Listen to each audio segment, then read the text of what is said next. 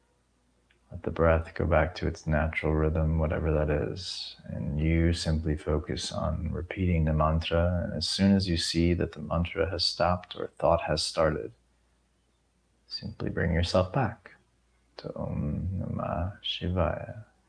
And if you need to, you could always bring the mantra back out loud again if the mind gets too lost. Know that the mind getting lost in a thought, memory, sense perception, knowing that it is actually normal for everybody. Instead of feeling any sort of shame, guilt, or feelings of wrongness, you just acknowledge that this is the practice. Just like a muscle activating gets tired and will automatically start to relax, even if the goal is to strengthen it. We simply ask it to engage again. The same with the mind, just like a muscle, as soon as it starts to relax, we ask it to engage again, to stay present, to strengthen this part of our mind so that we can go inward.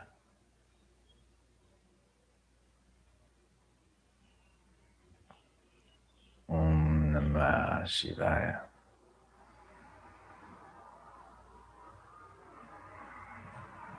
Om Namah Shivaya.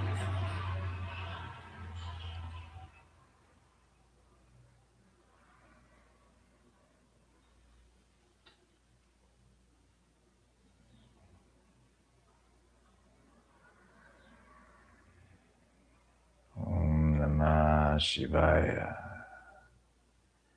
Contentment, Santosha, contentment with the challenges of our actions, the challenges of our path.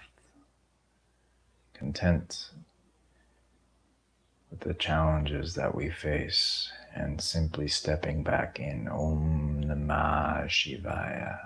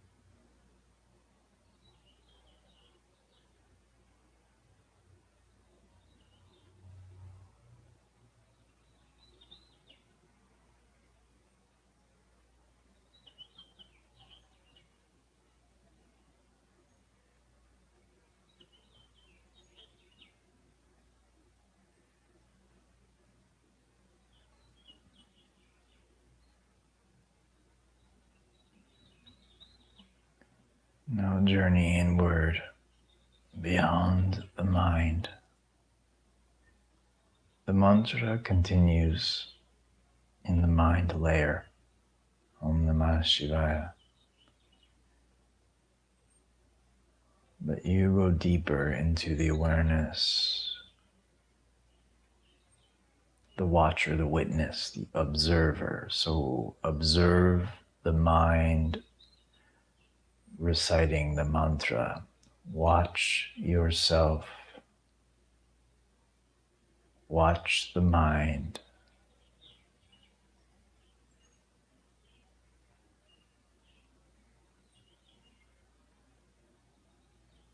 Observe the struggle from a place that is beyond it.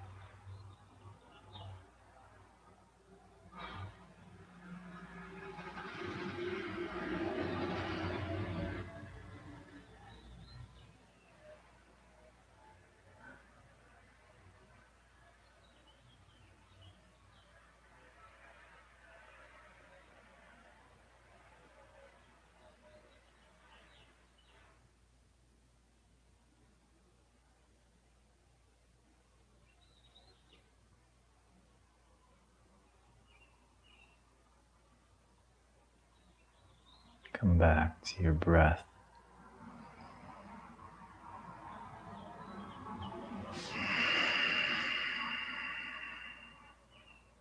Come back to the sensations of your body as you breathe. Be gentle.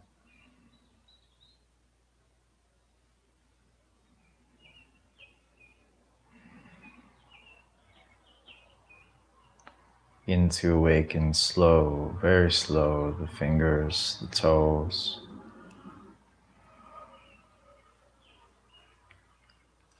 Stretch the arms any way you'd like.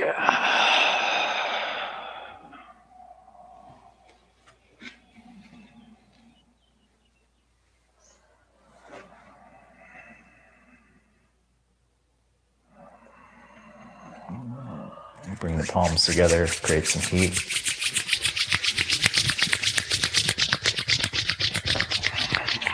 Place the hands over the eyes and take a breath into the warmth of your hands.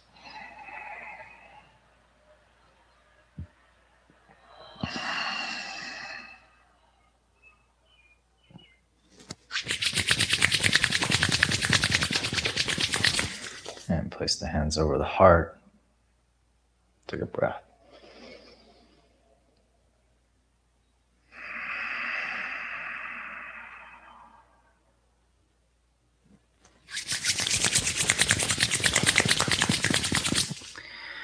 Over the belly.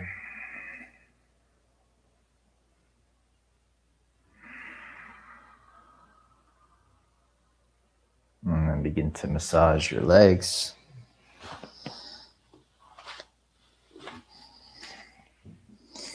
Try to get to your calves.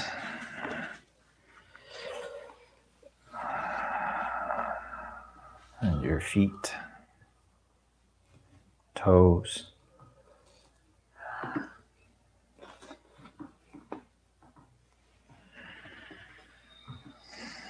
And place the palms at the heart center.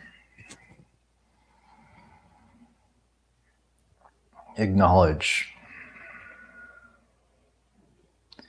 the part of you that accepts the challenges along your path, that accepts the karma, meaning the actions that we must take in the journey towards our dharma, our life's purpose.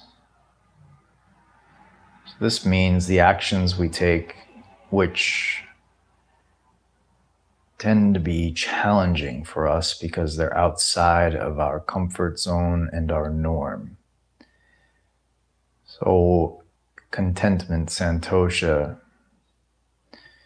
is to settle in to the challenges of life itself and the path itself.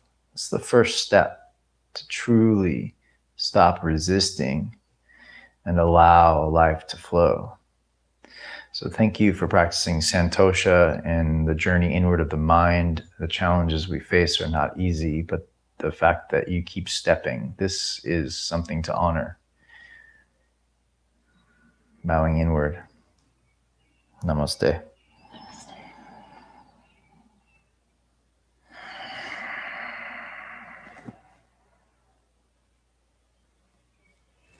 All right, thank you so very much. Nice to have you here. Thank you, Rebecca. Thank you, Tito. He's in Shavasana, passed out. So if you haven't signed up yet, the July immersion is now available. The first 50 spots get the training, get the immersion at a discounted rate. It starts, first it's $10 off, and then the next 50 will get that rate. But you also get $10 off for being a part of the June immersion. If you're watching this live, then know that you get $10 off whatever current rate it is now. So again, it's the first 50 have a discounted rate, an extra discounted rate. So if you're one of the first 50 now and you're watching this on June, what is it, 22nd right now? Something like that. Then it's $88 for you. But if you're watching it, like if you're watching this in the future, then it's $10 off whatever rate it is. It goes up incrementally to serve those that take commitment sooner than later. So thank you for those of you that have committed so far to this training in June. And I hope that we have served your practice and overall your awareness of your mind, the development of your body. Thank you so very much for choosing to practice with me, and have a beautiful, beautiful rest of your day. Namaste.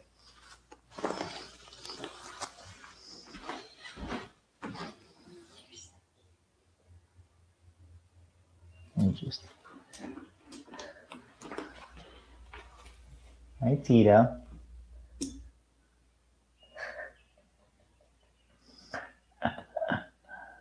So cute, little boy. Yes, that's you. You're so cute. Oops. Sleepy times. What a good meditator, Tito.